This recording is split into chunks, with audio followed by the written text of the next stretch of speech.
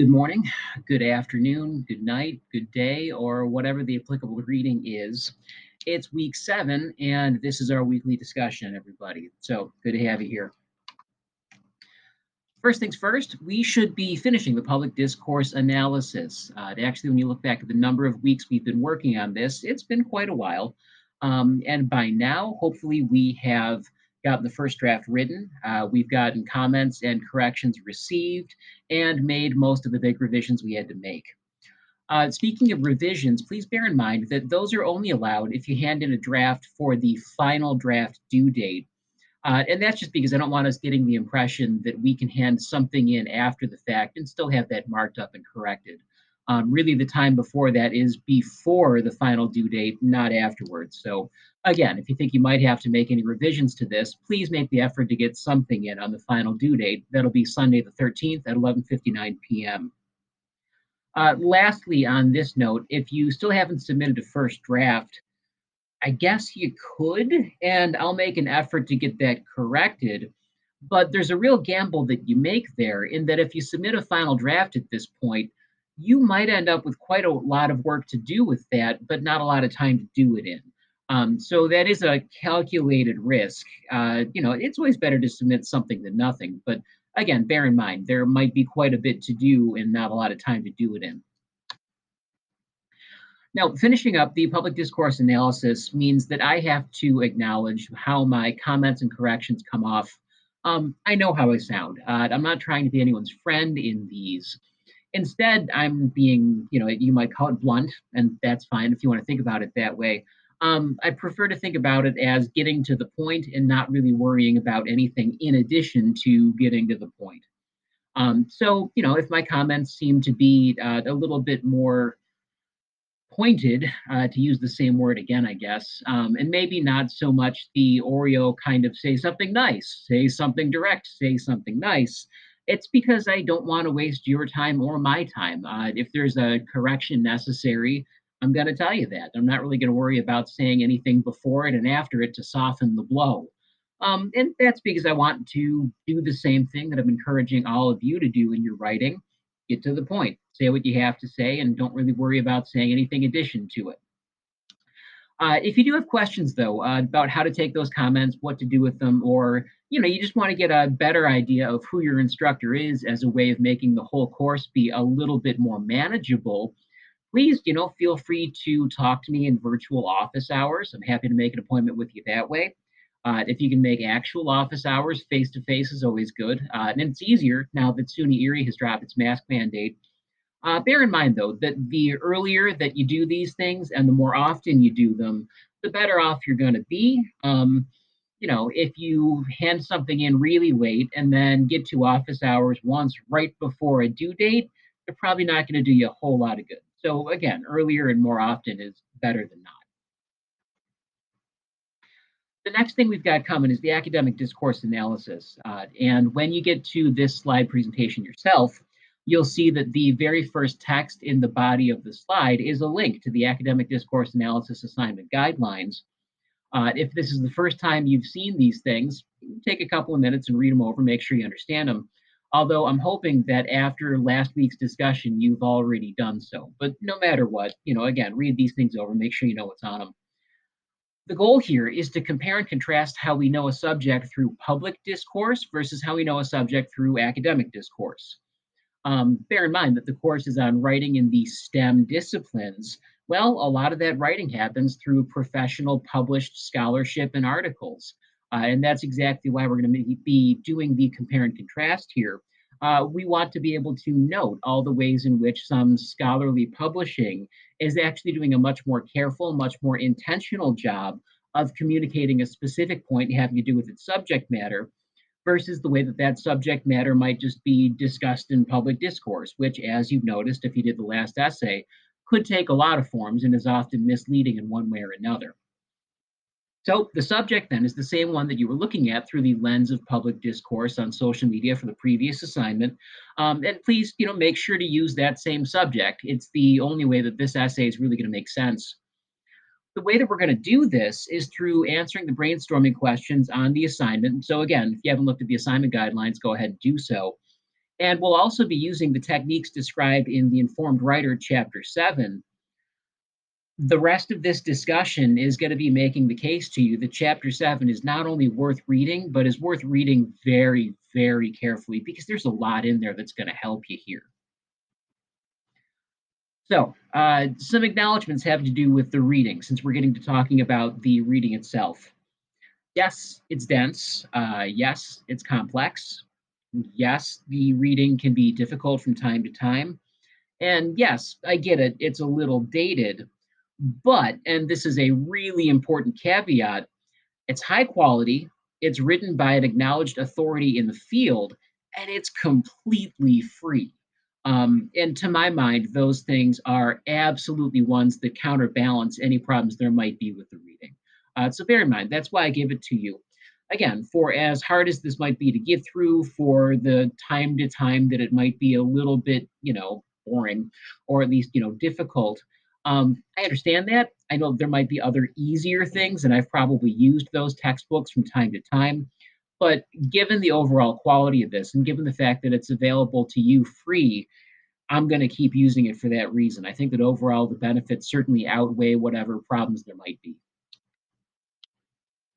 Now, as noted in the weekly to-do list, please budget in extra time for this week's reading and reading questions. Like I said before, there is so much here that's going to be so helpful to you in the conception, planning, writing, and revision of the next project that you want to make sure that you absorb everything you can here. Again, there's a ton in this chapter that you're going to be able to use. The chapter's focus is being able to analyze how a writer's purpose is made evident through the way the writing happens, and that's exactly the focus of the upcoming academic discourse assignment. Consider this chapter an extended set of directions, then, for how to write the next essay, because really that's what it is. First, in that I'm going to be talking about a number of sections of the chapter that you will want to pay particularly close attention to, is the catalog of purposes of writing. This is print page 110, 111, document pages 114, 115. This is scholarly inquiry, or at least that's what it's being called here. Right? So, if we're looking at scholarly inquiry as being a purpose of writing, that means that we are presenting new findings, recent information, and results of experiments. We are presenting new interpretations, speculations, and thoughts. We are gathering together all that is currently known as a way of reaching new conclusions. We are showing the relationship of two areas of study in order to show the light that one sheds on another, possibly. It's one possible approach. And lastly, we are working to determine the truth of a matter and to prove that truth to other researchers. I realize that that word truth is one that comes with a lot of baggage. After all, one of the phrases that we have in current English is one's personal truth. What's important about academic discourse through scholarly publishing is that it works to transcend any personal truth and come to the sort of truth that represents that which everyone agrees on, which is probably more important, at least for things like scholarly or scientific writing. Next, we'll want to pay attention to the clues to the author's purpose section, and now we're looking at print pages 111 to 113, document pages 115 to 117. Specifically, we want to look for overt statements, and in this sort of writing, authors often come right out and say, this is the purpose of this piece of writing. After that, we want to be able to refer to our own knowledge of the publication of the thing that was in it. We want to be able to talk about, the journal and its history and what sorts of writers often publish in it. We want to be able to refer to our knowledge of the author. And so, again, we do a Google here. We take a look at what the author is known for and what they like to do research on. And, if they have any books to their name, what are those? And finally, and there will be more information about this coming up, we are going to be relying on our own analysis of the text. Now, there is one particular clue about the author's purpose that is mentioned here coming up next that actually doesn't really apply to what we're doing here, but that's a good thing. Bazerman writes about an investigation of apparent cross purposes. One of the reasons that we're looking at academic discourse is that that's almost entirely not necessary given academic prose and publishing. One of the defining characteristics of academic prose is the extent that writers go to actually avoid any cross purposes. It's something that academic writers work very hard to avoid because of the fact that it's one of the things that can very easily throw a little bit of shade on academic conclusions. Right. So academic writers are going to work really hard to avoid those cross purposes. And that's one of the reasons that we rely on academic writing whenever we can. Following that, we'll want to take a look at the writer's technique section. This is pages 117 to 119, document pages 121 to 123. And really, this gives us a fantastic list of things to look for as we consider the larger evaluation of how the purpose of the piece of writing has to do with the techniques used in it. So we're looking for the evident relationship between the writer and reader, overall structure, content choices, expansion of topics. Choice of evidence is going to be really important to this, as will the use of reference. But we also want to be looking at things like the level of precision of the discussion that we encounter in the article we use. The sentence structure and the word choice are also important. Those stylistic decisions are going to be ones that tell us something about the way that the writer of the piece of research is thinking about the person who's probably reading it. Next, we have the guidelines for preparing to write an analysis of purpose and technique. This is print page 123, document page 127. And here, really, this gives us a nice set of 6 points that we can use in the drafting process as we go to write this thing when we get to it. We select a suitable text. Well, by then we should have, pardon me, by then we should have selected a text that is a piece of scholarly publishing having to do with the same subject matter as the public discourse analysis. We should have read the selection carefully with attention to detail. Right after we select the text, we're going to need to go through it very carefully to pick out all the important things we're going to write about. We'll be focusing on details of the writer's technique. We just talked about all those details and what they're going to be. We'll want to reflect on the overall purpose the author might have had. And here is where we ask ourselves exactly what is it that this author is working to show about their subject matter. If it's a piece of academic writing, the question is likely what is it that this author is arguing is something new about the subject that we didn't quite understand that way yet. And really, by the way, that's what academic writing does. It's usually arguing for some new way of understanding the subject that no one did yet. We're going to be reflecting on the overall purpose, like I said. We'll be doing that by way of the usual essay form, and that's going to start with a main analytical statement. In other words, a thesis statement that gives us direction for the essay we write, but is also backed up by supporting statements and evidence as we write.